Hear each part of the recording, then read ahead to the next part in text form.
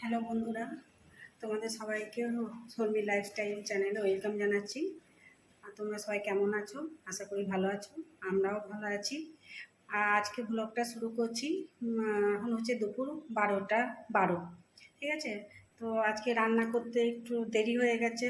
কি যে গরম পড়েছে, মানে কি বলবো, এই গরমে কিচ্ছু ভালো লাগছে না, না রাঁধতে বাড়তে ভালো লাগছে, না কিছু খেতে ভালো লাগছে। শুধু মনে হচ্ছে সারাদিন জল খেয়েই থেকে যায়, এত গরম পড়েছে। তো আমি একটু একটা কাজে বেরিয়েছিলাম বাইরে, এই আধ ঘন্টা হলো ঢুকলাম। গেছিলাম গ্যাস অফিস, ঠিক আছে? আমি তো নতুন ফ্ল্যাট নিয়েছি কলকাতায়। তো এবার একটা গ্যাসের কানেকশান তো করতে হবে, ওই জন্য গেছিলাম।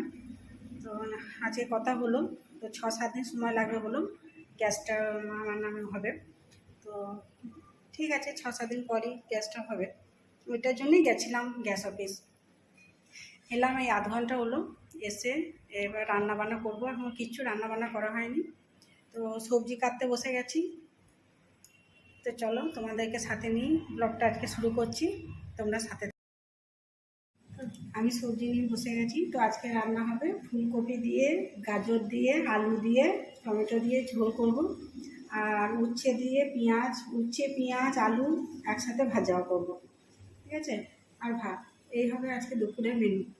তো চলো, অনেকটাই দেরি হয়ে গেছে, বেলা হয়ে গেছে অনেকটাই, তাড়াতাড়ি রান্নাটা করে নিই। দেখো বন্ধুরা, আমার রান্না হয়ে গেছে দুপুরে।